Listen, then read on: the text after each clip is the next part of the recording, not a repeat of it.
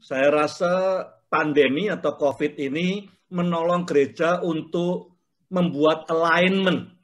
Alignment itu artinya diluruskan kembali dengan desain yang seharusnya.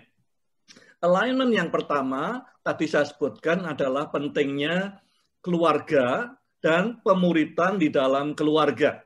Ya, ini komunitas terkecil daripada komunitas kerajaan Allah yang terkecil, di mana pemuritan bisa paling efektif. Yang kedua adalah intergenerational. Dua hal yang buat saya menarik adalah bahwa aktivis gereja pun bisa pindah. Dan saya kira itu yang harus kita selidiki. Dan mereka yang ikut kelompok pemuridan pun di satu gereja masih sempat dan mau pindah.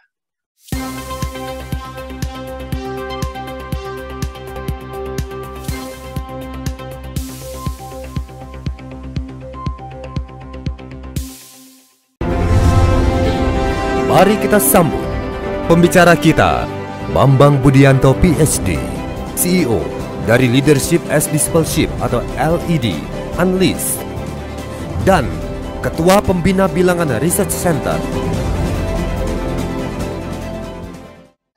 Bapak Ibu, Saudara, selamat malam. Ya. Selamat malam. Jadi kemarin kita sudah belajar banyak dari Pak Handi dan Pak Robi tentang bagaimana data dikumpulkan, bagaimana data dianalisa, bagaimana PRC memahami spiritualitas dari 7 dimensi yang ada, ya, bagaimana kita capture aspek-aspek daripada spiritualitas itu. Malam ini saya akan menyampaikan bagaimana pandemi COVID-19 berpengaruh terhadap beberapa aspek daripada spiritualitas. Tentu saja tidak akan mampu saya tampilkan semua aspeknya. Jadi saya memilih beberapa, dan beberapa yang mungkin mudah observable, gampang diamati. Bukan berarti hanya itu, tetapi ini yang saya pilih yang mudah diamati supaya kita bisa melihat tren ke depannya seperti apa, dan harapannya kemudian di penutupan kalau bisa kita mengantisipasi bagaimana gereja mengantisipasi kalau trennya begini. Kita tidak tahu berapa lama, kita berdoa supaya pandemi segera berakhir, tapi kita perlu bersiap kalau kondisi seperti ini berlangsung lama. Jadi perlu belajar dari tren dan bagaimana mengantisipasinya. Saya akan berbagi screen supaya bisa menampilkan beberapa grafik berikut. Slide yang pertama, saya membandingkan, ya, penelitian ini membandingkan antara pengunjung gereja yang rutin 4 kali dalam sebulan atau lebih, bandingkan sebelum pandemi, Januari, Februari tahun lalu dibandingkan dengan 3 bulan terakhir. Ya, artinya sekitar Desember, Januari, Februari yang sedang berlangsung ini. Saya juga cross-tab dengan 4 generasi pembagian usia. Di sini kita lihat, ya, bahwa ada kecenderungan seakan-akan generational trend, khususnya sebelum pandemi. Sebelum pandemi, angkatan yang lebih tua, 59 tahun lebih, itu 90% rutin ke gereja. 12 bulan kemudian tinggal 75% yang ke gereja. Angkatan 40 sampai 59 tahun, tadinya 88, sekarang 78. Angkatan 25 sampai 39, mungkin ini milenial, Gen Y, ya, antara mulainya tahun lalu 79, sekarang 61,8% yang rutin beribadah. Ya, sekarang mungkin beribadahnya online. Yang menarik di sini yang Gen Z yang usia 15 sampai 24 tahun paling kecil dampaknya. Jadi hanya turun, ya turun, tapi hanya turunnya sedikit. Kita akan lihat sepanjang presentasi ini bagaimana walaupun Gen Z mungkin secara persentasi lebih rendah dibanding generasi lain, tapi mereka paling stabil melewati pandemi ini. Ya, jadi kita perhatikan yang pertama adalah soal rutinitas ke gereja. Gen Z paling stabil, penurunan paling banyak mungkin di antara Gen Y dan generasi yang 60 tahun dan lebih. Lalu saya cross-tab dengan koridor.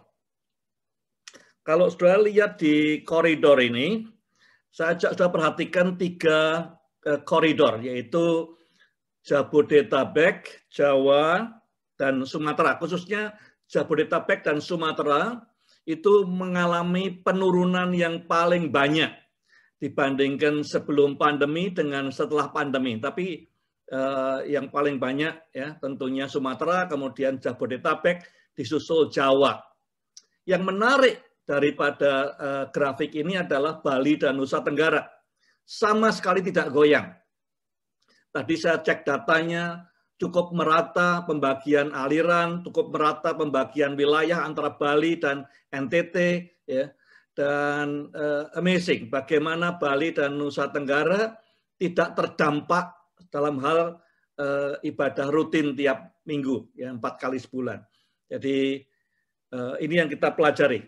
Ada apa di Bali dan Nusa Tenggara. Bagaimana mereka mengerjakan gereja sehingga tetap seperti ini. Kemudian saya melihat lagi, kalau tadi adalah rutin tiap minggu, sekarang pertanyaannya adalah jumlah ibadah yang saya ikuti, yang diikuti oleh responden dalam 1 hari minggu. Ya. Nah, sejak COVID, ya, Maret, April, banyak orang beribadah lebih dari sekali karena online. Ya, nyoba YouTube-nya, streamingnya gereja A, gereja B, gereja C.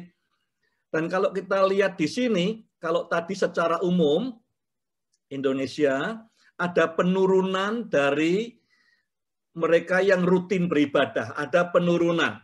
Yang sama sekali tidak turun hanya di Bali dan Nusa Tenggara, yang lain turun. Tapi dalam hal jumlah ibadah yang diikuti oleh orang dalam 1 hari minggu, khususnya yang lebih dari 2 kali ibadah, terjadi kenaikan. Nah, pada awalnya, menurut saya ceritanya adalah pada Maret April yang lalu angkanya seperti ini, yang ibadah 2 kali atau lebih dari 2 kali, ya, 2 kali dan ibadahnya lebih dari 2 seminggu, itu 29%. Hari ini 34%. Yang ibadahnya hanya sekali saja turun dari 61 ke 57. Artinya ada kenaikan yang tadinya cuma sekali, sekarang menjadi 2 kali dan lebih. Beberapa gereja secara anekdotal melaporkan bahwa pada bulan April, Mei, Juni, Juli, tingkat streaming, jumlah viewer YouTube-nya meningkat tajam sekali. Tapi kemudian setelah bulan Juli turun, ya, dan sekarang kembali ke angka stabil. Jadi orang bilang itu bubble, ya. Jadi naik sepanjang Mei, Juni, Juli, kemudian turun dan sekarang stabil, dan ada kenaikan dalam hal frekuensi beribadah dalam 1 hari minggu. Kalau saya lihat dari sisi generasional lagi, ada 2 hal yang menarik. Yang paling sebelah kiri kalau kita lihat, di Gen Z itu kenaikannya paling tinggi. Mereka yang beribadah 2 kali dan lebih, ya, dalam 1 hari minggu, dari 30 ke 36. Sedangkan untuk generasi yang 59 tahun ke atas, paling sebelah kanan, terjadi penurunan. Mereka yang beribadah lebih dari sekali turun dari 32% ke 30%. Jadi walaupun secara dalam berbagai grafik kita lihat ada generational trend, tetapi dalam hal mengikuti ibadah lebih dari 2 kali dalam 1 hari Minggu, Gen Z menunjukkan kenaikan yang berarti. Nah, sekarang yang berikutnya saya lihat bagaimana dengan merenungkan firman Tuhan secara pribadi. Ada 3 bar, yaitu mereka yang tidak pernah, kemudian mereka yang 1 atau 2 kali seminggu merenungkan firman, dan yang lebih dari 2 kali merenungkan firman. Nah, kalau kita lihat di sini, ada penurunan, secara umum terjadi penurunan frekuensi merenungkan firman. Ya.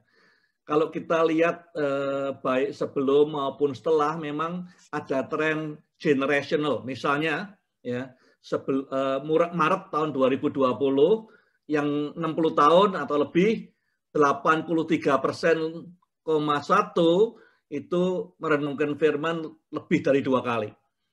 Yang lebih muda sedikit, Gen X 75%, Gen Y 61%, Gen Z 47%. Ya. Demikian juga setelah pandemi 1 bulan terakhir, untuk yang 60 tahun ke atas 78, kemudian 74, 59, 43, seakan-akan ada tren generational. Tetapi yang saya ingin garis bawahi di sini adalah Gen Z mengalami penurunan paling tinggi, ya, yang tadinya sebelum atau awal pandemi itu yang tidak merenungkan firman Tuhan sama sekali hanya 13%, sekarang 20%. Gen Y paling sedikit pengaruhnya, tapi yang paling banyak ada di Gen Z. Soal baca Alkitab, tidak tahu kenapa, mungkin mereka lebih senang dengar, saya tidak tahu. Tapi merenungkan Alkitab secara pribadi, penurunan paling besar di Gen Z. Sekarang soal saat teduh. Ya. Soal saat teduh juga terjadi penurunan secara umum dibandingkan tahun yang lalu, Maret tahun yang lalu dibanding sebulan terakhir. Di semua generasi terjadi penurunan. Walaupun merata penurunannya, tapi semua mengalami penurunan. Di Gen X agak stabil, tapi di yang 60 tahun ke atas turun dikit, di Gen Y turun dikit, di Gen Z juga turun sedikit. Ya. Pertanyaan berikutnya untuk bertumbuh menggunakan sumber-sumber dari digital, melihat YouTube, baca artikel di Google, dan lain-lain. Kita anggap ini orang yang memanfaatkan digital, internet untuk pertumbuhan rohaninya. Kita bandingkan Maret-April tahun lalu dengan sebulan terakhir. Nah, ini terjadi kenaikan tipis di sini. Kenaikan tipis dalam penggunaan digital untuk pertumbuhan rohani. Yang menggunakan lebih dari 2 kali, itu dari 49 jadi 52.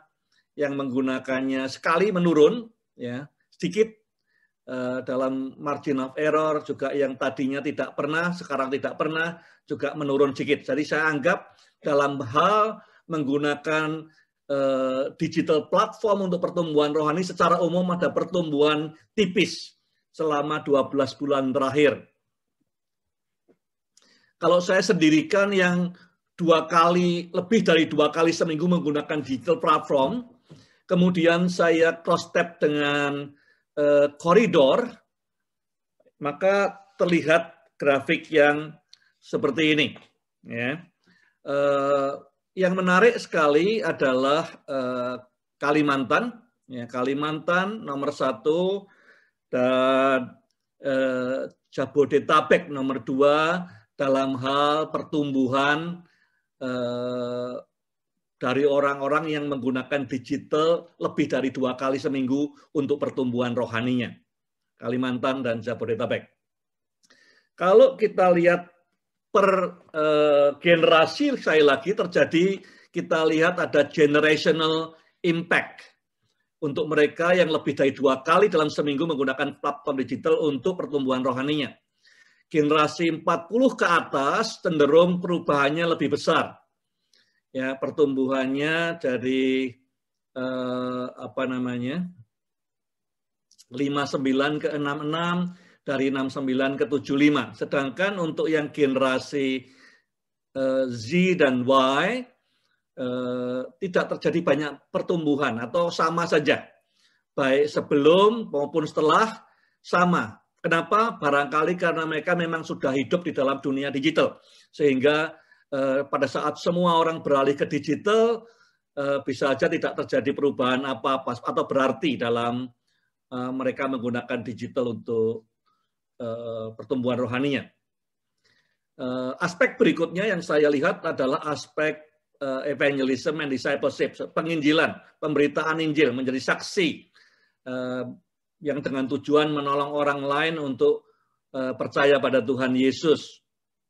Dalam hal pekabaran Injil, secara umum terjadi penurunan. Dalam mereka yang memberitakan Injil lebih dari 1 kali dalam 3 bulan atau 2 bulan terakhir, ya, tidak berubah dari 32% ke 32%. Yang berubah adalah mereka yang hanya selama 2 atau 3 bulan hanya memberitakan Injil sekali saja. Tahun lalu, ya, berkurang sekitar 6 poin, sehingga mereka yang tidak memberitakan Injil bertambah 3 bulan terakhir dibanding tahun lalu bertambah kira-kira 5 atau 6 poin.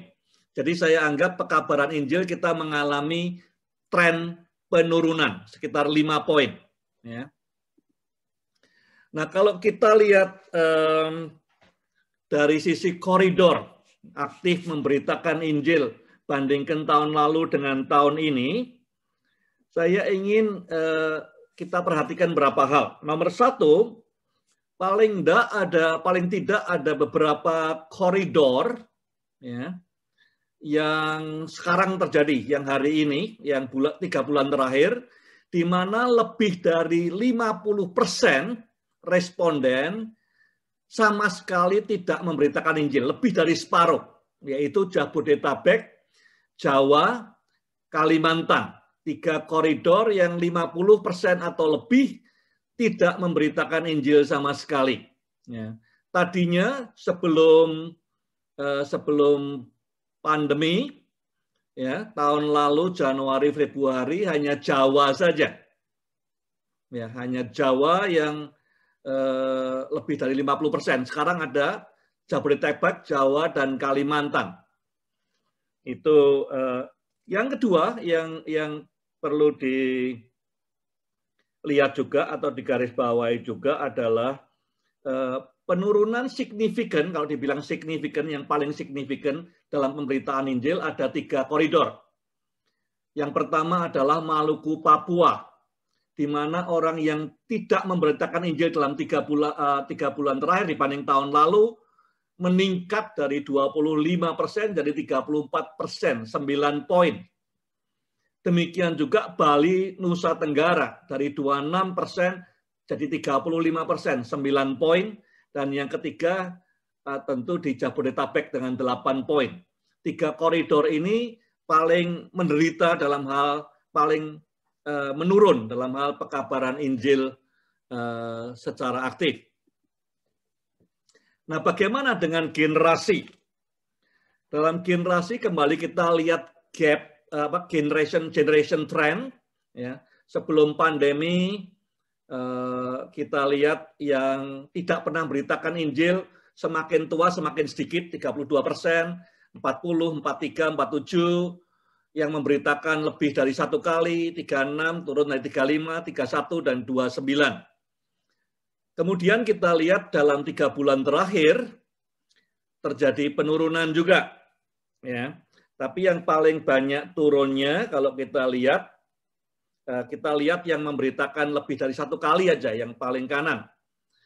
Yang di usia 59 tahun ke atas meningkat 2%. Yang Gen X meningkat 2%, 35 ke 37. Yang Gen Y meningkat 1% dari 31 ke 32. Kemudian yang Gen Z menurun dari 29 ke 26. Ya, tapi overall memberitakan Injil secara nasional mengalami penurunan sedikit, ya, sekitar 3% barangkali. Bagaimana dengan memuridkan orang lain? Memuridkan orang lain juga mengalami penurunan. Dari tahun lalu 31% mengatakan memuridkan, 3 bulan terakhir hanya 28%. Jadi sekitar 3% juga penurunan dari orang-orang yang memuridkan melalui pandemi. Kalau dilihat dari generationalnya, ya, maka akan kelihatan bagaimana Gen Z itu stabil, ya, dia tidak berubah dari 78 yang tidak tetap 78 yang tidak. Sedangkan yang lain semua mengalami penurunan. Gen Y, Gen X dan yang lebih tua tradisional baby boomers mengalami penurunan. Ya, yang tidak memuridkan di antara baby boomers naik dari 55 ke 60. Gen X 68 ke 70, Gen Y 64 ke 69. Nah, ini poin saya yang terakhir tentang persekutuan keluarga. Saya anggap ini kita berharap sekali ada gain di sini. Karena apa? Karena tahun lalu waktu mulai tidak ada kebaktian offline, semua harapannya adalah kebaktian di tiap-tiap keluarga. Harapannya ini akan meningkat tajam sekali karena tidak boleh kemana-mana, stay home, kebaktian di rumah. Harapannya di tiap keluarga ada persekutuan. Jadi ada yang kita lihat dari 3 bar yang tidak pernah sama sekali, yang cuma sekali seminggu, dan yang lebih dari 1 kali. Yang lebih dari 1 kali kita lihat bahwa ada kenaikan dari 27 ke 30. Yang sekali seminggu tetap sama, sedangkan yang tidak pernah ada persekutuan sekarang tidak ada juga menurun. Jadi saya katakan dalam hal adanya persekutuan keluarga secara keseluruhan kita mengalami kenaikan. Kalau saya cross step dengan besar kecilnya gereja, saudara akan lihat di paling kanan itu gereja-gereja besar sebelum pandemi dulu. Ternyata 61% dari jemaat gereja-gereja besar tidak punya persekutuan keluarga. Tidak ada pertemuan doa keluarga, tidak ada persekutuan doa keluarga. Hari ini turun jadi 56%. Itu luar biasa. Jadi kenaikan yang luar biasa di gereja-gereja yang di atas 1.000 orang. Yang tadinya 61% tidak ada persekutuan keluarga, sekarang di 56. Jadi ada 5%, 5 poin dalam setahun. Kalikan berapa banyaknya gereja-gereja besar ini. Kemudian di gereja yang 300 sampai 1.000 juga ada kenaikan, ya.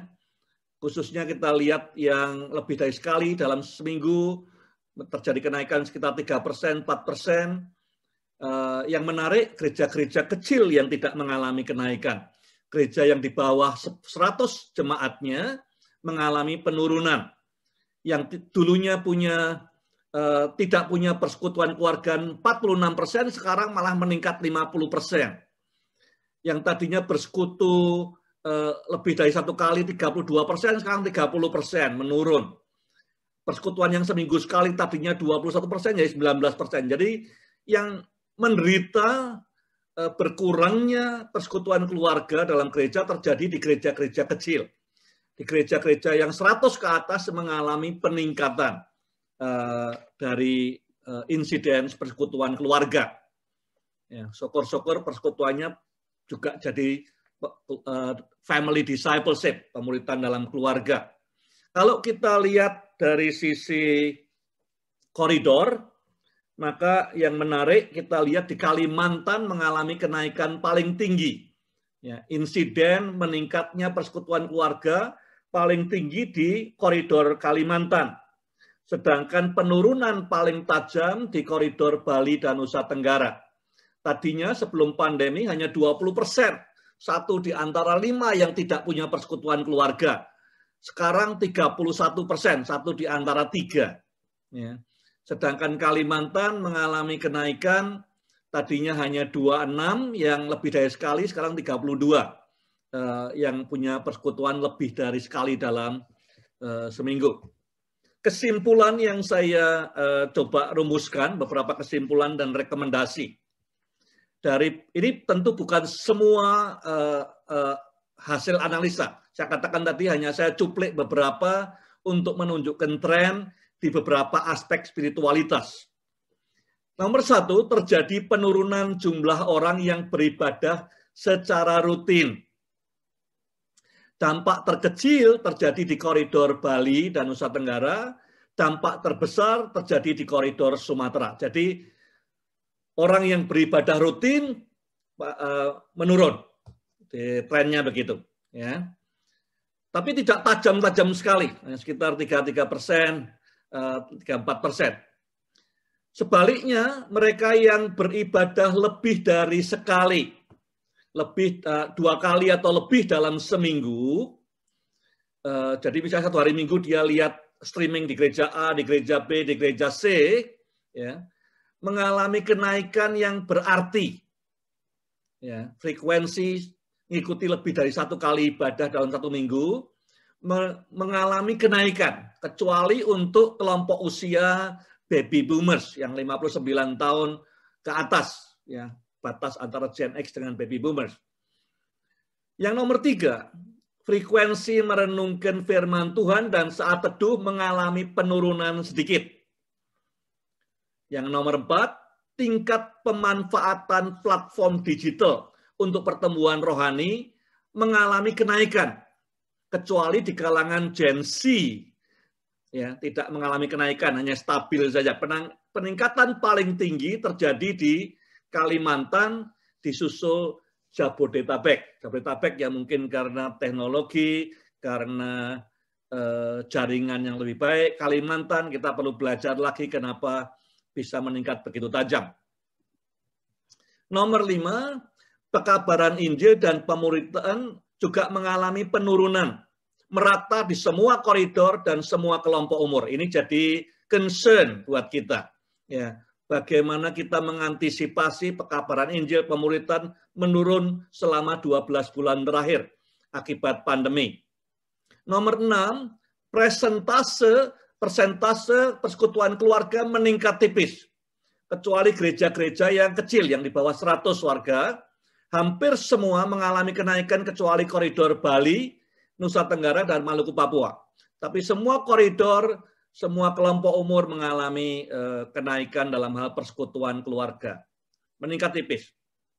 7, kesimpulan saya, melewati masa pandemi, walaupun secara umum persentase aspek ekspresi spiritualitasnya lebih rendah dibandingkan generasi yang lebih tua. Kalau saya lihat tadi, selalu aspek spiritualitas Gen Z lebih rendah daripada generasi Y, Gen X, baby boomers. Gen Z nampak paling sedikit terdampak oleh kondisi pandemi. Ya, jadi goyangnya paling sedikit, naik turunnya tidak berubah banyak dibanding generasi-generasi lain.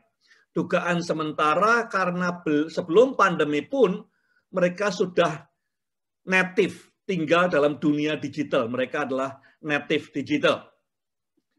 Beberapa rekomendasi saya dari kesimpulan di atas berkaitan dengan frekuensi merenungkan firman saat teduh yang menurun tadi, ya, seharusnya tidak terkait dengan pandemi secara langsung. Saya tidak bisa mengkaitkan bagaimana orang saat teduh pribadi dan orang renungkan firman terkait dengan stay at home. Harusnya tidak terkait. Kemungkinan disebabkan berkurangnya intensitas dan tingkat interaksi gereja terhadap jemaat, ya, karena tidak ada pertemuan langsung, mungkin dorongan, mungkin reminder, mungkin encouragement-nya, interaksinya berkurang, yang menyebabkan kedua ekspresi spiritualitas ini menjadi menurun. Rekomendasi, intensitas dan interaksi gereja ditingkatkan melalui berbagai program yang segar dan kreatif di masa pandemi. Bagaimana meningkatkan kembali interaksi jemaat dengan firman, merenungkan firman, ya, dan saat teduh, berdoa. Yang kedua, rekomendasi saya berkaitan dengan menurunnya persentase umat yang rutin beribadah tiap minggu, perlu pendalaman atau survei lebih lanjut mengenai apa yang terjadi di Bali dan Nusa Tenggara, karena mereka tidak mengalami penurunan selama pandemi. Sehingga umat yang rutin tahun lalu sebelum pandemi dan sekarang dalam pandemi tetap sama, ya, tidak goyang persentasenya. Jadi kalau kita bisa belajar dari Bali dan Nusa Tenggara, harapannya kita bisa replicate di koridor-koridor yang lain berkaitan dengan ibadah rutin tiap minggu. Berkenaan dengan menurunnya upaya pekabaran Injil dan pemuritan, rekomendasinya adalah mengumpulkan, mendokumentasikan, menyebarkan best practices tentang bagaimana melaksanakan amanat agung, pekabaran Injil, pemuritan di masa pandemi, secara digital tentunya. Ya, kemudian mempelajari, mendiskusikan di berbagai forum, mempublikasikan efektivitas dari berbagai metode pendekatan pekabaran Injil dan pemuritan yang dikerjakan dalam alam digital. Banyak orang bertanya-tanya bagaimana, apakah sama efektifnya pekabaran Injil dengan digital, apakah sama efektifnya pemuritan dengan digital. Tapi kita perlu cari best practice di mana ada keberhasilan, kita perlu pelajari, dokumentasikan, dan sebarkan. 4. Peningkatan persekutuan keluarga menggembirakan, tapi tidak sebesar yang diharapkan banyak orang. Harapan banyak orang harusnya meningkatnya bukan hanya sekitar 6%, 7%, harapannya mungkin 15%. Karena kita tidak punya cara lain untuk memelihara iman kecuali dikuatkan persekutuan keluarganya. Kalau ada satu hal di mana daya tahan gereja dapat ditingkatkan di masa pandemi adalah persekutuan keluarga. Sebelum kehilangan momentum, gereja perlu memikirkan upaya-upaya yang kreatif dan efektif untuk meningkatkan persekutuan keluarga. Ini slide terakhir. Follow up inquiries, ya, bertanya-tanya setelah melihat semua data ini. Apakah memang kalau kita lihat tren generational tadi, ya, khususnya berkaitan dengan Gen Z yang saya bicara ini, apakah memang secara generational semakin muda semakin kurang spiritual? Gallup pernah mengadakan penelitian di Amerika, kira-kira mungkin 10 atau 12 tahun yang lalu, dan di Korea, di mana mereka menyimpulkan generasi muda tidak serohani generasi yang lebih tua. Apakah Indonesia juga mengalami seperti itu? Atau generasi muda atau Gen Z khususnya memiliki ekspresi spiritualitas yang berbeda, yang tidak sepenuhnya tertangkap melalui pertanyaan-pertanyaan penelitian ini. Jadi misalnya saya temui di beberapa YouTube di mana Gen Z berkata kami tidak meninggalkan, ya mungkin meninggalkan gedung gereja, tapi tidak meninggalkan Tuhan. Ya, mungkin meninggalkan organisasi gereja di Amerika, tapi tidak meninggalkan worship kepada Tuhan. Jadi pertanyaan, dan kita tidak bisa menyimpulkan sebelum kita studi, apakah rendahnya spiritualitas generasi Gen Z itu betul-betul karena memang mereka tidak serohani generasi-generasi sebelumnya, atau kita belum menangkap ekspresi kerohanian mereka, ya, yang mungkin perlu dipelajari bagaimana ngukurnya, bagaimana capture-nya spiritualitas untuk Gen Z khususnya. Jadi itu yang saya bisa sampaikan malam hari ini. Terima kasih. Mari kita sambut pembicara kita, Gideon Imanto Tanbunaan PhD, Ketua Yayasan API Indonesia, dan Pembina Bilangan Research Center. Shalom buat semua peserta, panitia, dan sahabat-sahabat dari PRC yang saat ini sudah berkumpul. Tugas saya pada malam hari ini adalah berkenaan dengan topik yang barangkali menjadi pertanyaan dari banyak para hamba Tuhan, yaitu berapa banyak anggota jemaat yang ada pada saudara yang sudah berencana pindah gereja. Hal ini tentu menjadi hal yang krusial bagi teman-teman yang saat ini bergumul melihat tidak bisa berjemaatnya tatap muka atau hanya sebagian tatap muka dan sisanya adalah melalui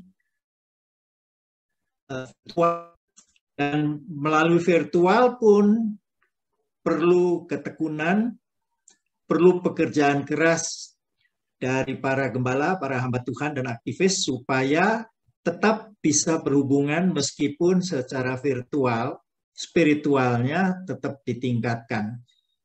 Pada hari ini, saya mau memulai dengan data yang diberikan kepada saya dan sebetulnya merupakan evaluasi yang sudah bekerja mengenai beberapa hal. Pertama adalah jemaat perlu, slide yang kedua,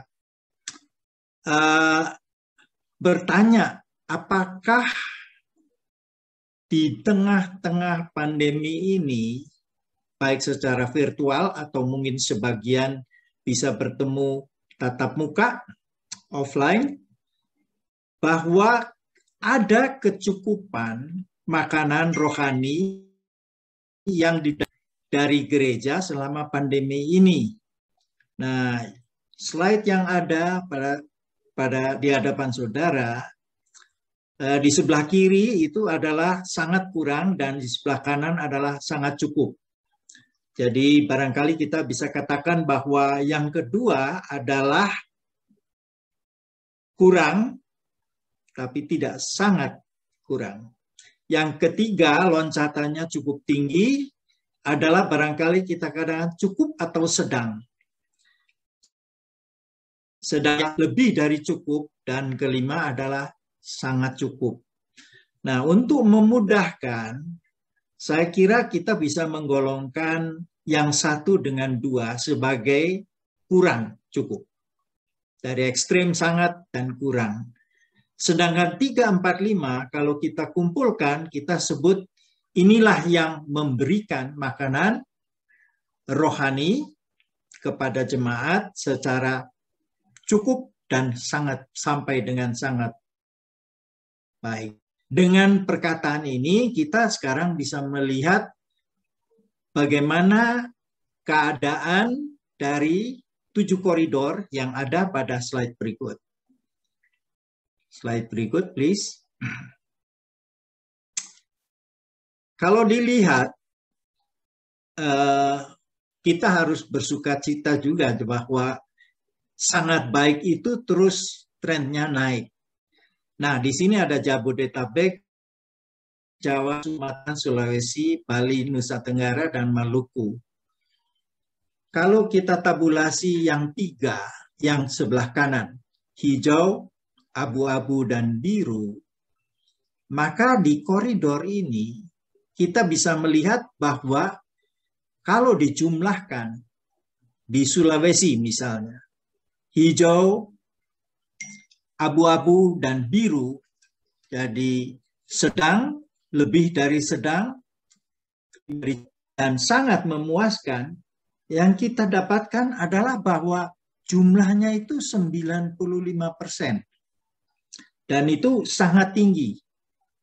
Itu panah merah menunjukkan itu. Dan yang sebelah kanan, Bali Nusa Tenggara, yang terdapat jumlahnya itu 95,5%. Jadi mereka sangat memberikan kualitas makanan rohani bagi jemaatnya. Dan itu terlihat di kedua grup itu adalah bagaimana yang pertama di sebelah kanan Bali Nusa Tenggara yang kurang dan yang sangat kurang memuaskan makanan rohani kecil sekali. Bahkan kurang itu dengan yang sangat tidak memuaskan lebih besar yang sangat tidak memuaskan. Nah, dengan kata lain, di koridor ini kita harus bisa menggunakan model atau bertanya kepada mereka yang di sana, apa yang membuat mereka bisa memuaskan. Jadi homework kita kembali melihat apakah kita menyajikan kepada jemaat makanan yang baik, sehat, yang diperoleh dari gereja, baik melalui daring ataupun tatap muka. Sedangkan kalau kita lihat yang lain, lihat yang merah dan kuning dari keempat, Kalimantan, Sumatera, Jawa, dan Jabodetabek, itu merata. Dan kira-kira itu kalau dijumlahkan adalah antara 11 sampai dengan 14. Dan rata-rata mereka yang tercukup di dalam makanan, kisarannya adalah di antara 85 sampai dengan 88. Jadi sekali lagi kita bisa melihat bahwa Sulawesi dan Bali, Nusa Tenggara memimpin di dalam memberikan makanan yang secukupnya. Slide berikut. Bagaimana dengan makanan yang diberikan kalau kita lihat kepada 3 aliran yang terrepresentasi? Mainstream, Injili, dan Pantekosta. Yang ada panah merah sebelah kiri menunjukkan bahwa mereka sangat kurang mendapat makanan yang baik. Dan ini jumlahnya adalah 13%. Ternyata kaum Injili yang boleh dikatakan lebih baik, 10% kurang baik, lebih daripada 10, ini 80, hampir 89% tercukupi.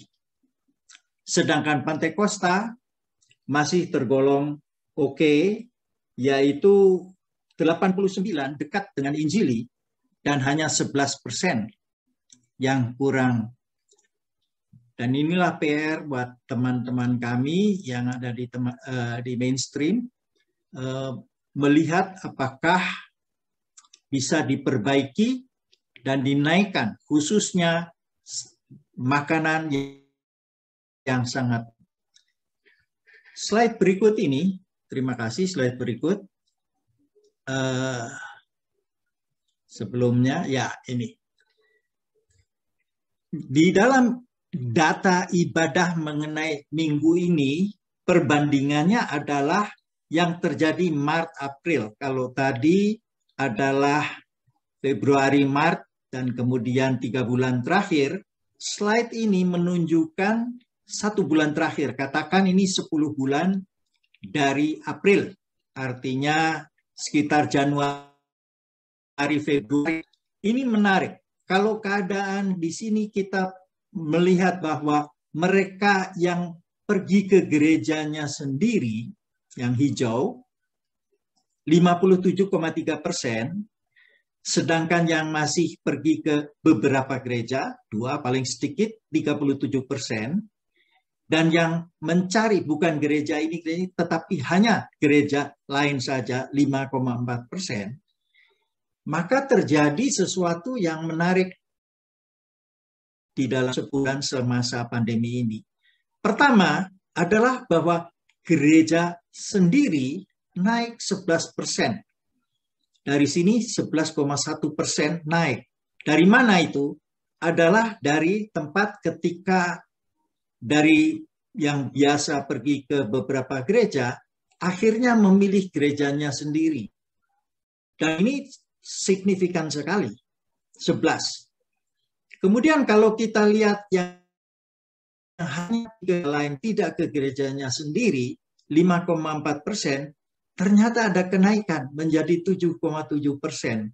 Dan memang hasil kenaikan 2,3% dan hasil 11,1% ini adalah hasil dari sini. 37 yang masih cari-cari di gereja sendiri dan lain, akhirnya memilih gereja sendiri dan gereja lain.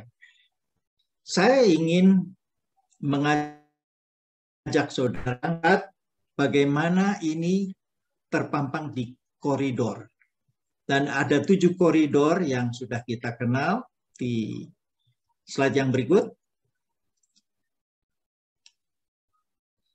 Tempat ibadah minggu dalam 1 bulan terakhir berdasarkan koridor. Yang menjadi juara kalau dilihat gereja, di mana yang gereja sendiri tetap tidak pindah atau pergi ke gereja lain, adalah Kalimantan. Dan ini menarik karena dia jauh di atas rata-rata 70. Kalau tadi kita lihat 86 yang menjadi bagian yang baik, maka ini 82 ini sangat tinggi. Yang kedua yang saya ingin tunjukkan adalah Jabodetabek yang memiliki, yang metropolitan banget.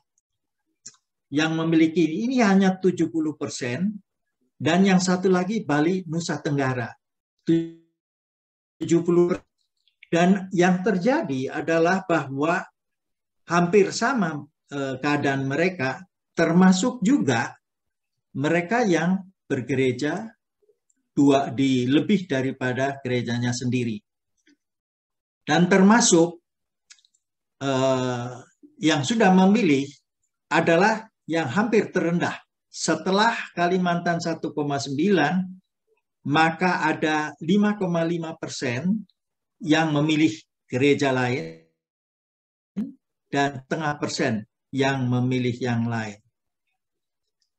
Kalau kita melihat koridor yang paling akhir belah kanan, maka kita bisa melihat bahwa ada 11,5% di Maluku, Papua yang pindah beribadah. Dan ini, deretan ini diikuti oleh Sulawesi, Sumatera, dan Jawa. Nah, yang harus diawasi adalah daerah yang sangat kurang. Dan daerah itu adalah Maluku dan Papua, di mana mereka justru berpindah dan kurang setia, loyal kepada gerejanya sendiri. Slide berikut. Tempat ibadah minggu sesuai dengan di dalam 1 bulan sesuai mengikuti aliran atau denominasi.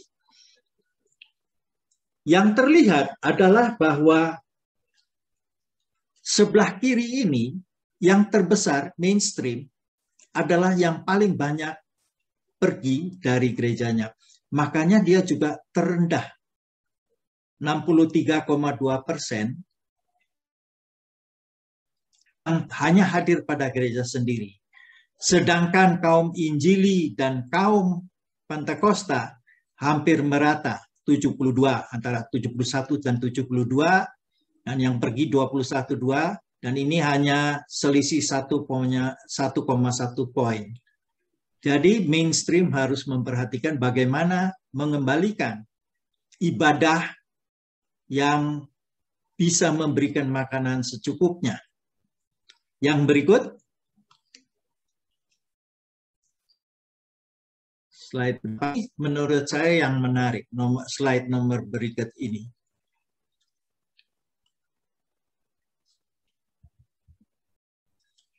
Pertanyaannya adalah pertanyaan yang sebetulnya menjawab, yang jawabannya adalah terlihat berapa banyak setelah pandemi ini jemaat tetap mau beribadah di gereja yang sama sebelum pandemi. Dan ini cukup tinggi, Bapak Ibu dan saudara sekalian. 86%, 86,5% saya pasti beribadah ke gereja yang sama.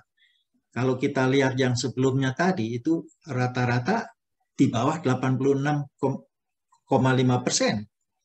Dan yang terlihat adalah yang belum tahu baru 11, sedangkan saya pasti pindah itu 2,3%.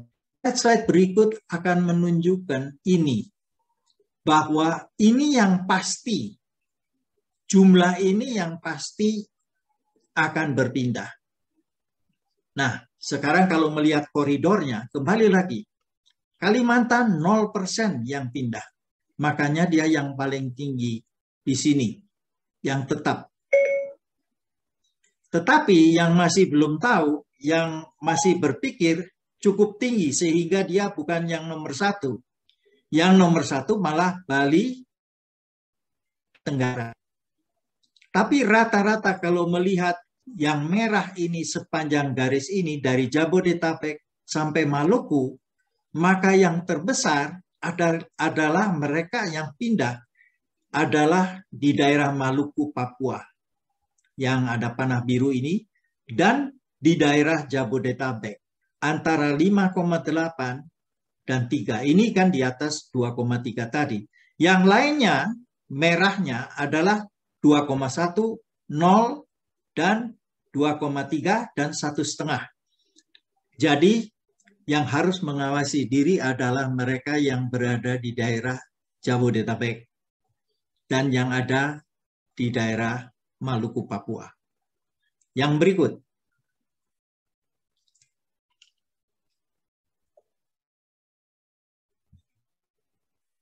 Berdasarkan aliran. Kalau kita melihat berdasarkan aliran, maka yang tertinggi yang masih memegang pergi ke gerejanya sendiri adalah golongan mainstream. Hanya 2,0 yang pindah dan sedang yang memikirkan hanya 9,9 yang belum menetapkan. Berikut itu baru kaum Injili. Yang menarik adalah bahwa 0,7% saja yang mau pindah. Jadi ini cukup kuat. Hanya tinggal mereka yang berada di kolom 11,3% ini memilih. Nah, yang justru yang Pantekosta karismatik, dilihat jumlahnya juga lebih rendah daripada mainstream dan Injili di dalam berencana untuk tetap tinggal di gerejanya. Dan ini pun yang tertinggi dari pilihannya. Itu justru yang harus diawasi. Biarlah ini menjadi pembuka pemikiran apa yang sebetulnya terjadi di masing-masing kelompok aliran. Yang berikut. Sebelum dipindahkan, yang selalu akan keluar adalah angka ini, 2,3%, 2,3%, merupakan seperti threshold-nya, ambang pintunya. Kalau dilihat peran di gereja, antara anggota jemaat, simpatisan, dan lainnya, dan aktivis serta leader dan staf, kecuali pendeta atau majelis, maka kesetiaan mereka memang tinggi, tapi bukan berarti bahwa tidak ada yang pindah. Ternyata ada yang pindah, ya, yaitu 2,3%. Dan inilah ambang pintu yang tadi akan terus bermunculan kembali. Jadi kalau orang bertanya kira-kira berapa yang pindah, secara umum overall ambangnya 2,3%. Tetapi dalam kenyataan di koridor dan lain mainstream pasti ada lebih dari 2,3%. Yang penting di sini adalah bahwa para aktivis itu menjaga kesetiaan, loyalitas dirinya di dalam bergereja sendiri, di gereja sendiri, sebelum pandemi dan sesudah pandemi. Berikut, yang slide berikut, oke. Ini rencana pindah gereja berdasarkan pernah tidaknya ikut kelompok pemuridan. Kita sudah mendengar dan sudah dibawakan bahwa menjalankan pemuridan dan penginjilan itu penting sekali. Di sebelah kiri adalah yang saat ini sedang tergabung dalam penginjilan, dalam pemuridan atau discipleship. Yang menarik adalah meskipun dia mengikuti pemuridan, ada saja yang akan tetapi yang kesetiaannya tetap pada gerejanya dan yang pilihannya untuk berangkat dari gerejanya sendiri, gereja lain yang terkecil. Berarti pemuridan ini yang sedang bergabung itu jelas keampuhannya. Dan saya percaya ini adalah salah satu gema yang sudah disampaikan oleh Pak Bambang, bahwa pemuridan ini sangat penting. Nanti kita lihat kaitannya, cross tabulasinya dengan beberapa hal-hal berkaitan dengan usia dan gender dan lain-lain. Yang tidak tergabung sekalipun, tapi pernah ikut, itu adalah yang berikut, 86,2. Tetapi yang sama sekali tidak pernah mengikuti atau tergabung dalam pemuridan, itu banyak pilihannya dan merupakan yang terendah. Indikasi ini menunjukkan bahwa pemuridan itu perlu. Dan memang itu perintah dari Kristus sebagai amanat agung. Berikut. Slide berikut, please. Berdasarkan usia. Tadi disebut Gen Z, itu barangkali ada 15-24, golongan milenial, golongan X, generasi X, dan baby boomers. Semakin tua, semakin mapan di dalam tetap beribadah tanpa harus pindah. Dan memang presentasinya 0. Tidak ada yang pindah. Dan untuk yang antara 40 sampai 59, itu yang kedua, mapan juga. Karena hanya 1,0 yang mau pindah. Dan ini Gen Z dan milenial. Gen Y inilah yang paling mobile. Dan mungkin mengutip apa yang Pak Bambang mengatakan, bahwa mungkin ekspresi mereka berbeda di dalam menyatakan spiritualitasnya. Dan kita yang sudah terbiasa dengan pernyataan spiritualitas ala usianya demikian, saya tergolong usia yang di belakang ini, mereka merasa bahwa nggak cocok karena ekspresinya ada perbedaan. Saya lebih cenderung kepada hal itu. Dan khususnya Gen Z ini, yang rendah ini, kalau dilihat juga mereka mempunyai kegiatan yang lebih. Di sini 16,2 dan di sini 13. Yang lainnya semua lebih rendah dari itu. Dan inilah pergerakan yang kalau dibilang tidak terpengaruh dengan adanya pandemi, di sini juga menggemakan yang sama. Oleh sebab itu, mereka lebih mudah untuk pindah. Dan ambang pintunya mereka liwati 3,3 dan 30. Kalau tadi disebut hanya sekitar 2,3, yang pindah mereka jelas lebih besar. Yang berikut.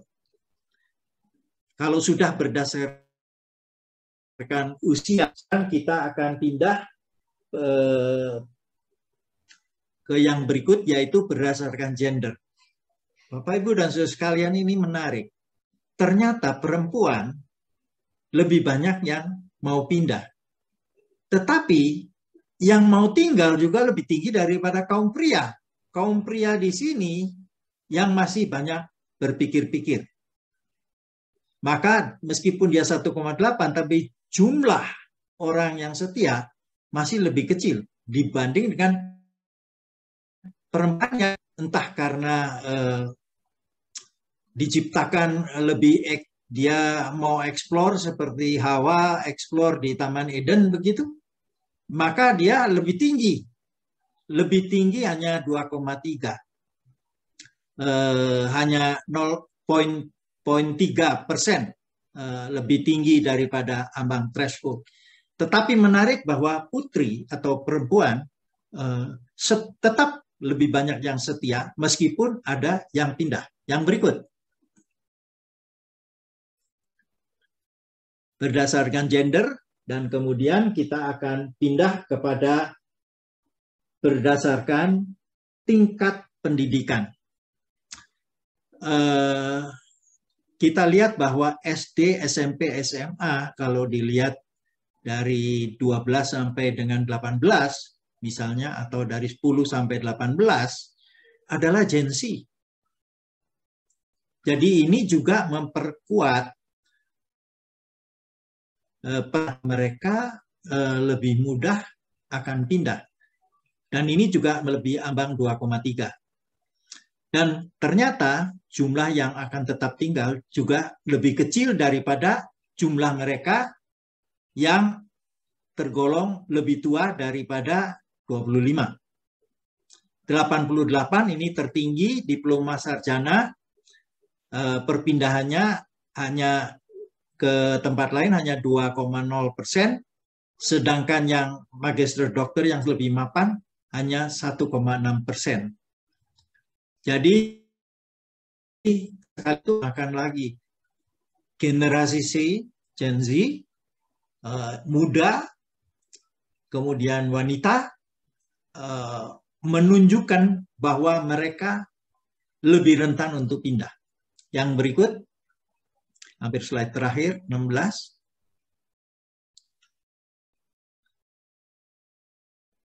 Mohon slide berikutnya. Ya. Berdasarkan tingkat pengeluaran bulanan sosial ekonominya keadaan keluarga. Ternyata bagi mereka yang berada di golongan kurang dari 3 juta pengeluaran, saya perkirakan sebulan, terjadi perpindahan yang lebih besar. Jadi ini agak menarik karena di bagian yang pendapatannya atau pengeluarannya antara 6 sampai 10 juta, dia melebihi ambang hanya 0,1%. Tetapi kalau ini melebihi, yaitu yang paling kiri 1,3%, lebih tinggi. Jadi Bapak Ibu dan saudara sekalian, ya ternyata pendapatan, keadaan sosial ekonomi juga membuat orang ingin berpindah. Slide terakhir. Berdasarkan, kita akan lihat rencana pindah berdasarkan besarnya jemaat. Pindah slide.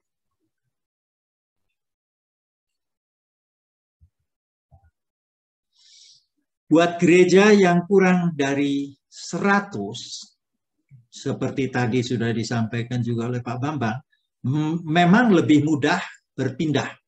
Dan memang di antara semua yang ada itu hanya 5,2 yang slide sebelumnya, maaf.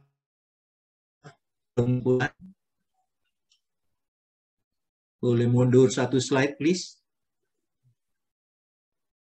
Ya, jadi ini pun yang terendah, 85,2 daripada semuanya. Maka sebagai kesimpulan, saya kira sederhana sekali. Slide berikut, terima kasih. Mohon slide di bawahnya, please.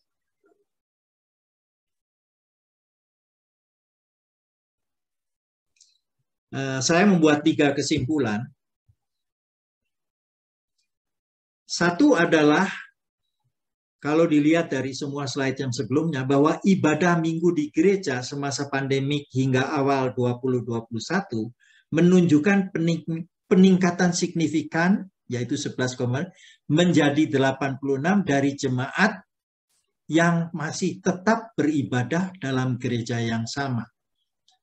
Jadi pandemi atau tidak, mereka naik setelah 10 bulan untuk setia pada gerejanya. Sehingga saya pakai ini sebagai 86,5 ini juga sebagai satu ambang pintu kesetiaan pada gereja. Yang kedua, boleh dikatakan berapa banyak yang mau pindah, yang mengambil keputusan ini. Keputusan untuk pasti pindah ke gereja berbeda secara overall itu 2,3%. Dan ini bolak-balik kalau dilihat selalu terlihat, tercatat di dalam koridor, dan usia, dan lain-lain. Dan yang ketiga adalah perpindahan berjemaat di gereja berbeda meliputi juga dua hal yang buat saya menarik adalah bahwa aktivis gereja pun bisa pindah. Dan saya kira itu yang harus kita selidiki. Dan mereka yang ikut kelompok pemuridan pun di satu gereja masih sempat dan mau pindah. Dan slide terakhir adalah saran. Hanya ada satu saran. Saran terakhir adalah meningkatkan loyalitas kepada jemaat yang dilayani dengan lebih berfokus kepada pemuridan. Dan saya ingin klarifikasi, sebetulnya mungkin perlu ada definisi pemuridan, dan yang tadi disebut Pak Bambang, the best practice dari pemuridan. Sekali kita mengerti pemuridan yang sebenarnya, maka kekuatan dari Kristus sendiri, bukan loyal, tapi loyalitas kepada Tuhan yang diwujudkan oleh para aktivis, yang diwujudkan oleh para pemimpin, dan yang diwujudkan oleh jemaat. Kalau itu dilakukan kepada jemaat dengan perhatian khusus pada Gen Z dan milenial, yang mungkin harus kita lebih pahami, baik di dalam cara berpikir, cara mengekspresikan diri, dan konsep-konsep mengenai spiritualitas, maka kita akan mendapat hal yang lebih baik. Terima kasih dan Tuhan memberkati. Saya kembalikan.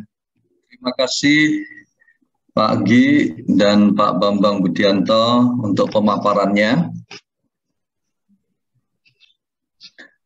Sangat menginspirasi dan tentunya juga sangat mengejutkan dengan data-data yang dipaparkan. Tentunya baik, ya, sesuatu yang mengejutkan bisa memberikan stimulan sehingga ada banyak pertanyaan yang masuk. Ya. Terima kasih juga untuk para peserta yang sudah begitu sabar dalam menyimak pemaparan dari dua narasumber kita, dan juga terima kasih untuk pertanyaan-pertanyaan yang sudah masuk. Saya percaya pertanyaan-pertanyaan ini akan menolong memperkaya pembahasan kita bersama. Sudah masuk beberapa pertanyaan, saya akan sampaikan kepada para narasumber. Dua pertanyaan pertama saya sampaikan pada Pak Bambang. Yang pertama adalah mohon penjelasan tentang responden pada tahun 2020 dan 2021 sama ataukah berbeda? Jika dibandingkan hasil penelitian 2020 dan 2021 responden, apakah hasilnya tidak akan berbeda? Suara saya jelas?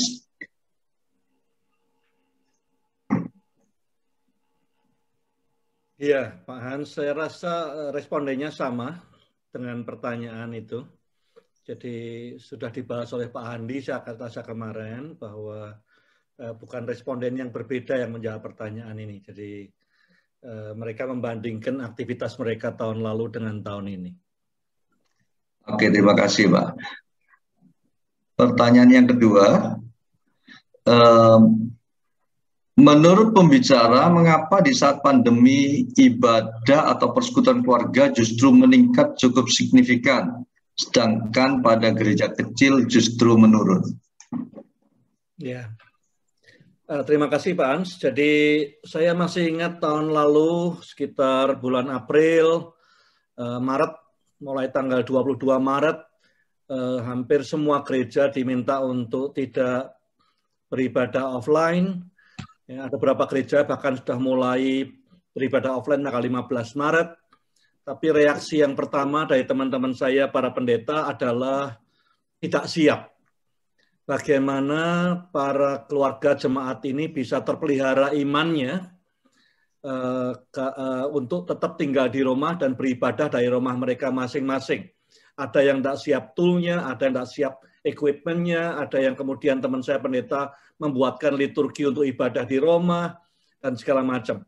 Jadi waktu itu banyak pemikiran saya dan beberapa teman adalah ini tentu kesempatan baik ya untuk mendorong, meningkatkan persentase jemaat yang punya persekutuan dalam keluarga. Nah, saya rasa kita semua sepakat keluarga itu bagian yang sangat penting dari sebuah gereja dan sebuah bangsa.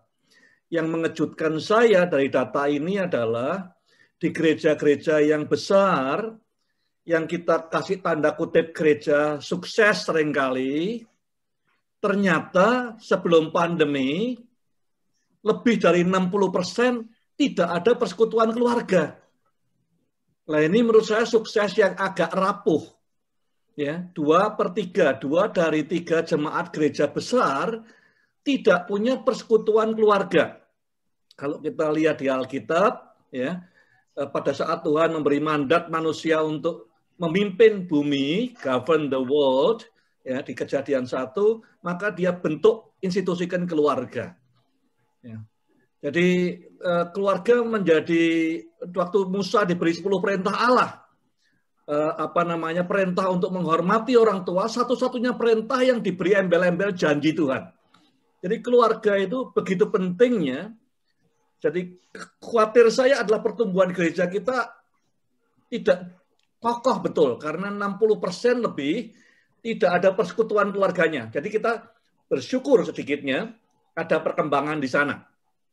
Jadi waktu itu saya dan teman-teman pendeta, teman-teman saya berharap dengan adanya pandemi ini memacu semua gereja untuk meningkatkan, untuk mengadakan, untuk memampukan tiap keluarga punya persekutuan keluarga. Karena tidak bisa berkumpul bersama ya paling tidak dalam rumah. Nah kenapa kok gereja kecil justru tidak bisa melihat, tidak bertumbuh seperti gereja-gereja yang besar dalam hal peningkatan persekutuan keluarga? Nah, menurut saya perlu diteliti lebih lanjut. Ya, apakah itu karena resources yang berkurang? Apakah itu karena gereja kecil harus bergantung pada teknologi sehingga tidak mengharuskan mereka untuk bangun persekutuan keluarga? Tapi perlu penelitian lebih lanjut untuk itu.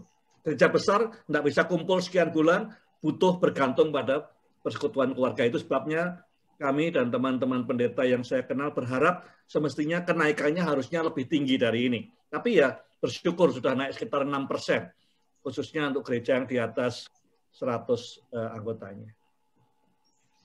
Terima kasih Pak Bambang, sangat menolong untuk memahaminya. Pertanyaan berikutnya adalah untuk Pak Gi. Pak Gideon, bagaimana strategi gereja pada masa pandemi untuk mempertahankan jumlah warga jemaat, bahkan untuk meningkatkannya? Karena setiap gereja memiliki kemampuan yang berbeda. Pertanyaan yang silakan bagus. Lagi. Terima kasih. Saya tergolong kepada gereja di bawah 100 terdengar.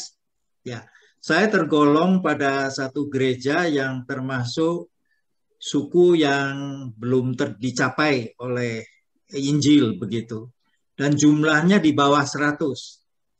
Tetapi yang pernah kita lihat menjadi satu kekuatan adalah yang justru terjadi di gereja kecil ini, karena mereka hasil dari pemberitaan Injil, secara alami mereka memperkuat keluarga.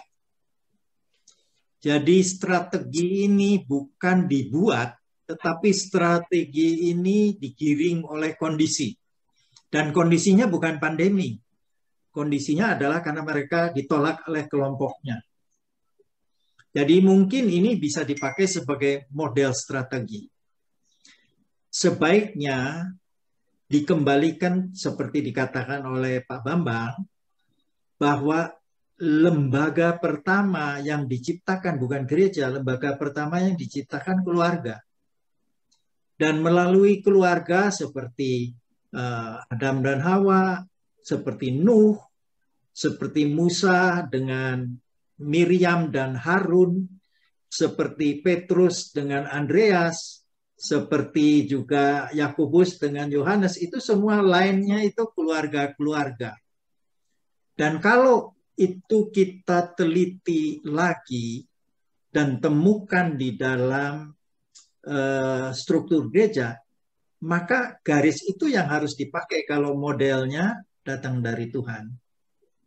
Menurut saya itu strategi terbaik. Jadi perlu lagi ada survei dan research, tetapi pada gereja-gereja yang tadi dikatakan yang kecil sampai yang besar, dan besar memang kalau tidak bisa kumpul, kemudian tidak punya persekutuan keluarga, ketegangan di rumah menjadi besar sekali.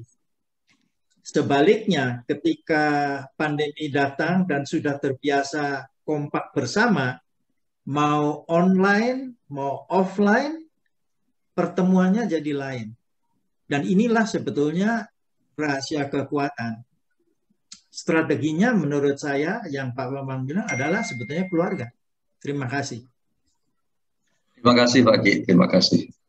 Ada pertanyaan berikutnya lagi untuk Pak Bambang sekarang adalah melihat hasil penelitian perihal generasi muda yang mengalami penurunan dalam sisi spiritualitas, apa yang harus dilakukan gereja untuk mendampingi mereka sehingga spiritualitasnya bertumbuh dan siap menerima tongkat estafet? Silakan Pak Bambang. Jadi tadi saya katakan data yang menunjukkan bahwa semakin muda spiritualitasnya semakin kurang dibanding yang lebih tua. Itu yang disimpulkan oleh Gallup di Amerika, Gallup di Korea. Saya katakan belum tentu seperti itu, ya. Tapi juga belum tentu bukan seperti itu.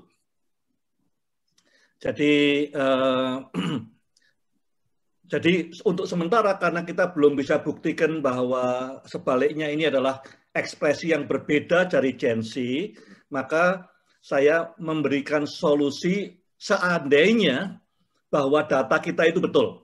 Bahwa generasi yang lebih tua itu lebih rohani, spiritualitasnya lebih tinggi daripada yang muda, sesuai dengan grafik tadi. Ya.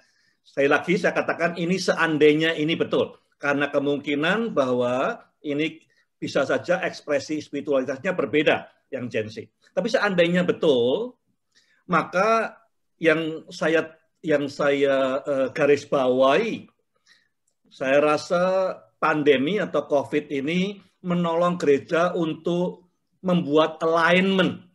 Alignment itu artinya diluruskan kembali dengan desain yang seharusnya. Alignment yang pertama tadi saya sebutkan adalah pentingnya keluarga dan pemuritan di dalam keluarga. Ya, ini komunitas terkecil daripada komunitas kerajaan Allah yang terkecil, di mana pemuritan bisa paling efektif. Yang kedua adalah intergenerational. Jadi saya tidak lagi melihat bahwa kepemimpinan itu harus gantian, ya. Satu jalan selesai pensiun, kemudian yang lain. Tapi saya lihat bahwa kita bisa bersama-sama. Kita bisa bersama-sama antar generasi. Tiap generasi punya kelebihan masing-masing. Gen Z kita lihat di marketplace beda sekali dengan yang Gen X. Kelebihannya beda-beda. Kalau kita bisa gabungkan semua, Gen Z, Gen Y, Gen X, baby boomers, duduk di satu meja, maka gereja akan luar biasa sekali. Ya, karena semua resources ada di pengambil keputusan. Jadi, alignment yang kedua yang seharusnya terjadi adalah intergenerational leadership. Nah, saya pimpin Bible study kemarin, ada ibadah Bible study, kita belajar Yosua 24 dikatakan bahwa seluruh bangsa Israel ya melayani Tuhan semasa hidupnya Yosua dan penatua atau ketua-ketua atau pemimpin-pemimpin lain yang masih hidup setelah Yosua mati, tapi yang mengalami kebesaran Tuhan bersama Yosua. Jadi panjangnya legacy bangsa Israel menyembah Tuhan bergantung dari seberapa muda generasinya Yosua yang diajak ngalami Tuhan bersama Yosua. Ya, jadi kalau saya boleh menyarankan ya, teman-teman hamba Tuhan, saya jangan pernah pergi pelayanan sendiri, diminta khotbah, diminta apapun, selalu ngajak generasi yang lebih muda, supaya mereka juga mengalami apa yang dialami oleh saudara alami bersama dengan Tuhan. Itu yang akan memberkati bangsa ini untuk terus lebih lama melayani Tuhan. Jadi kerinduan saya sendiri kalau ditanya adalah saya ingin lihat semua orang Kristen usia 11 tahun ke atas memuridkan, menolong orang yang lebih muda untuk lebih dekat kepada Tuhan. Itu sudah mulai berpikir generasi yang berbeda. Jadi ada dua hal menurut saya kalau saya boleh tutup pertanyaan ini. Pandemi menolong kita untuk align, untuk menyelaraskan jalannya pelayanan kita. Satu, kembali fokus ke keluarga. Yang kedua adalah intergenerational discipleship, di mana setiap umur harus terlibat memuridkan generasi yang lain atau dimuridkan oleh generasi yang lain, supaya semua generasi bisa mengalami keajaiban Tuhan bersama-sama. Terima kasih. Terima kasih Pak Bambang. Masih ada pertanyaan berikut untuk Pak Gideon. Pertanyaannya, apakah cukup dan tidak cukup mendapat makanan rohani bisa tergantung ekspektasi atau harapan jemaat, atau mungkin karena bergantung pada pendidikan teologi awam di luar gereja? Silakan Pak Gigi. Terima kasih. Tidak tergantung pada itu saja. Itu salah satu faktor yang akan, yaitu penyajian makanan rohani melalui pengajaran, melalui khotbah. Itu adalah tugas yang memang diembankan kepada para pelaku gereja dan pemimpin. Tentu yang kedua dan ketiga menurut saya adalah pembangunan kelompok-kelompok tumbuh bersama melalui pemuridan. Lalu saya ingin bonceng dengan apa yang dikatakan Pak Bambang. Barangkali sharing dikit tentang jemaat di mana saya berjemaat, dan saya bukan pendeta. Saya hanya sesepuhnya katanya karena usia. Dan sekarang tidak boleh kumpul, jadi agak meskipun gerejanya tidak terlalu jauh, tetapi pakai Zoom. Nah, yang menarik adalah bahwa kami melihat kegiatan misalnya intergenerational. Itu di dalam musik gereja.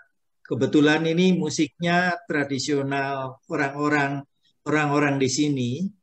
Itu adik kakak main, bapak dengan anak main. Kebetulan ini alatnya degung dan sebagainya. Dan titipan saya adalah kepada yang lebih tua, yang dulunya saya kenal dari kecil, itu sekarang sudah menjadi guru, dan dia memuridkan adik-adiknya dan memuridkan angkatan lebih bawah. Jadi saya merasa ini yang hilang dari gereja. Kita segmental sekali. Misalnya, bukan tidak boleh, ada gereja anak-anak, ada gereja balita, ada gereja pemuda remaja, wanita, dan yang lansia. Tidak salah. Tetapi kenapa tidak ada worship yang intergenerational? Dan kalau datang di tempat kita, misalnya kebaktian umum, itu pemainnya antara 12 sampai 6 tahun. Didampingi oleh mereka yang lebih tua, bahkan dimentori oleh kakak atau orang tuanya. Dan menurut saya itu lebih alami. saya rasa efisiensi, lalu mungkin burung dengan bulu yang sama akan terbang barengan, misalnya usianya, minatnya, tidak salah. Tapi harus ada yang inter. Dan saya sangat sepakat dengan itu. Kedua, saya juga ikut satu lembaga di mana pengawasnya itu ada yang bukan intergenerational saja, tapi multidisiplin. Pengawas kita ada yang pendeta, ada yang pengusaha, ada yang pemuda. Pengawas biasanya kita ambil orang tua. Tetapi dari yang muda ini kita mendapat banyak sekali ide yang tadi dikatakan. Mereka bilang, Om, Opa, bukan begitu. Kalau anak muda itu harus begini. Dan ketika kita mendengar mereka, memberi kesempatan mereka mengembangkan, gerejanya lebih berkembang. Jadi ini keluar dari jawabannya. Jawabannya, makanan rohani adalah satu bagian utama penting yang harus dilaksanakan supaya lebih menjamin adanya kelangsungan dan kesetiaan kepada jemaat di mana dia berada. Yang lainnya itu tambahan. Terima kasih. Terima kasih Pak Ki. Pertanyaan terakhir saya kira akan disampaikan untuk Pak Bambang, lalu kemudian setelah itu saya beri kesempatan para narasumber untuk menyampaikan closing statement 1 menit saja sebagai bagian akhir dari Q&A session ini. Pertanyaan terakhir adalah spiritualitas banyak turun selama pandemi. Yang meningkat baru di seputar pemanfaatan media digital. Apakah ini berarti pelayanan media tidak berpengaruh terhadap spiritualitas? Silakan Pak Bambang. Ya, saya kira ini pertanyaan yang bagus dan barangkali PRC perlu tackle ini dalam sebuah survei. Di Amerika teman saya baru saja belum lama ini mengadakan survei apakah mengikuti ibadah online tiap minggu, menerima firman tiap minggu itu membuat mereka lebih bahagia atau tidak. Pertanyaannya begitu. Jawabannya tidak. Nah, di Indonesia belum diteliti seperti itu. Tapi saya rasa perlu ditanyakan apakah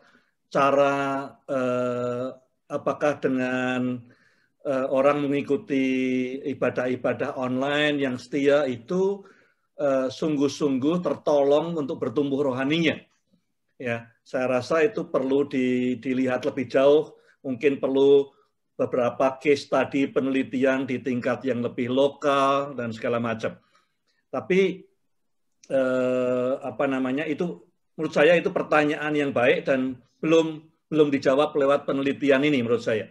Ya, apakah ibadah-ibadah online itu menolong orang untuk bertumbuh secara rohani, peningkatan spiritualitas dan segala macam. Saya kira itu perlu ditangkap sebagian lewat beberapa aspek yang kita lihat, tapi saya kira belum secara langsung di-tackle pertanyaan ini. Jadi menurut saya itu PR berikutnya yang perlu kita ambil supaya bagaimana kegiatan investasi gereja itu tidak ke activity oriented tapi ke outcome oriented. Kalau kita tahu yang kita inginkan misalnya kita bisa dapat, tadi saya lihat ada kaitannya, ya tidak ada di presentasi tapi di data ada, ya, kaitan antara mereka yang punya persekutuan keluarga dengan yang merasa puas dengan dengan firman yang diterima, ya, spiritual, makanan spiritualnya. Jadi kalau data ini bisa dikembangkan, maka kita bisa bilang, oh berarti mereka-mereka yang terlibat dalam persekutuan keluarga itu punya kans lebih untuk bertumbuh dengan lebih baik.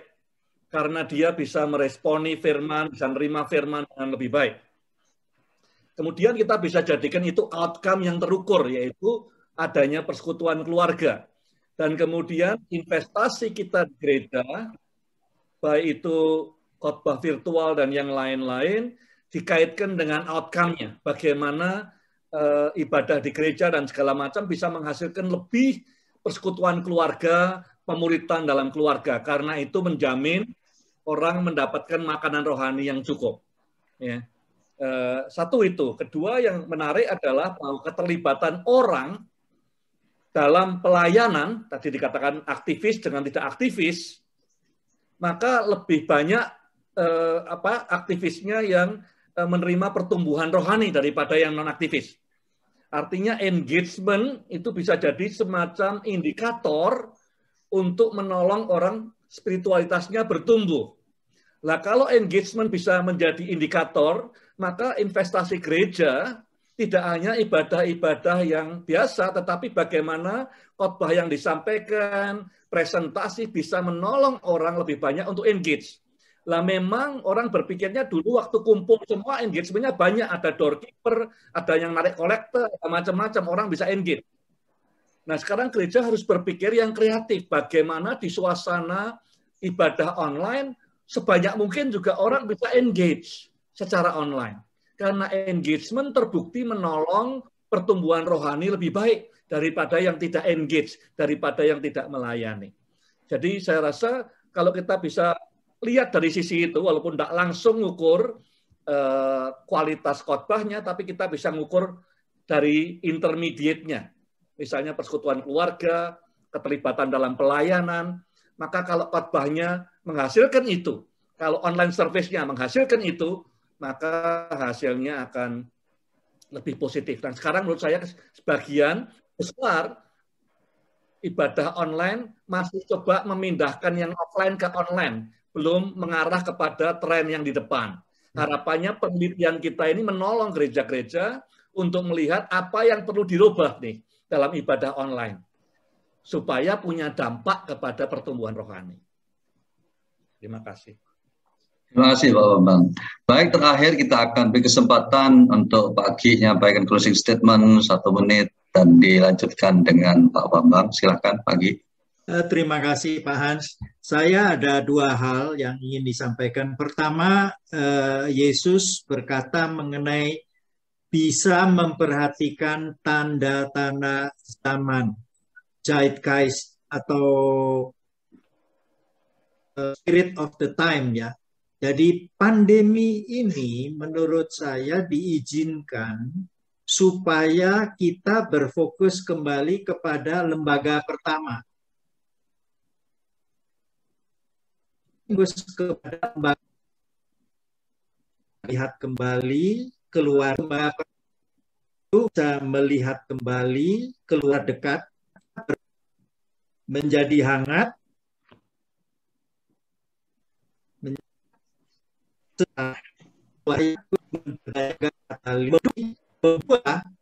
yang ingin saya sampaikan adalah perkataan Yesus yang mengatakan anggur baru perlu kirbat baru gitu ya. Jadi generasi baru itu harus bisa ditampung dengan kirbat baru yang memberikan 3 hal. 1, memberikan ruang buat mereka. Kedua, memberikan waktu untuk berproses anggurnya. Yang ketiga, supaya dia berpulang ruang itu, pemuridan dan sebagainya. Dan dia tutupkan begini, old wine is still the best. Jadi tidak menghilangkan yang tua. Dan saya harap kita yang jadi tua tidak dibuang, saudara. Tetapi dibilang anggur istimewa. Terima kasih. Baik. Terima kasih Pak Gi. Silakan Pak Bambang. Saya ingin memberikan statement dari statement terakhir saya seperti yang statement terakhirnya Tuhan Yesus, yaitu amanat agung. Kalau kita mengikuti laporannya Lukas di Kisah Rasul, perkataan terakhir Tuhan Yesus sebelum naik ke surga adalah amanat agung. Intinya amanat agung adalah dia mau semua orang yang mengikuti dia memuridkan orang lain. Tidak peduli, jadi waktu dia katakan muridkanlah semua orang, kemanapun kau pergi muridkan orang, ya. tidak ada qualifiernya. Jadi entah orang itu yang membaca Amat Agung umurnya 11 atau 111, tetap sama mandatnya muridkan orang lain. Jadi bukan berarti hanya satu generasi yang muridkan generasi lain. Tapi semua orang yang mengaku pengikut Tuhan Yesus harus memuridkan orang lain. Karena hanya kalau kita taat memuridkan orang lain, maka kita bisa bertumbuh. Di organisasi yang salah satu yang saya pimpin, Unleash, kita punya moto, we grow by helping others grow. Kita hanya bisa bertumbuh kalau kita menolong orang lain bertumbuh menjadi seperti Tuhan Yesus. Nah, pertumbuhan yang paling ideal yang saya maksudkan adalah di dalam konteks keluarga. Ya. Jadi kembali lagi, pemuritan yang paling baik adalah konteks keluarga. Yang kedua yang saya ingin tekankan adalah tidak ada, ya, banyak orang datang ke saya kata carikan saya mentor. Di Alkitab tidak ada perintah cari mentor, yang ada perintah cari menti. Ya, itu pemuritan, cari murid, muridkan. Ya, karena dengan menolong orang lain bertumbuh, kita sendiri akan kemudian bertumbuh. Dan pertumbuhan itu satu-satunya tanda bahwa kita itu hidup. Jadi saya ingin titipkan khususnya dengan data yang keluar hari ini, kita lebih serius untuk memimpin antar generasi, untuk melibatkan semua generasi termasuk dan khususnya Gen Z, yang tidak hanya jadi objek untuk dimuridkan, mereka semua harus memuridkan orang lain, adiknya, temannya, dan semua yang lain. Jadi, terima kasih untuk kesempatan menyampaikan kata terakhir. Terima kasih Pak Bambang, terima kasih juga Pak Gi, Bapak Ibu, saudara sekalian, peserta webinar BRC pada akhir sesi ini. Kita bersyukur menerima banyak masukan, data-data yang cukup mengejutkan, yang tentunya justru menjadi satu dorongan bagi kita untuk bisa mengembangkan strategi ke depan yang semakin baik untuk mengantisipasi berbagai hal yang dipaparkan hari ini. Dan hal yang paling menguatkan buat kita, katakan beberapa banyak yang akan pindah gereja, maka data berkata hanya 2,3%, mungkin maksimal adalah 13,5% karena melihat data yang setia adalah 86,5%. Jadi tidak seperti yang dibayangkan di awal-awal pandemi. Ya. Baik, terima kasih buat sahabat Bapak Ibu sekalian. Saya kembalikan.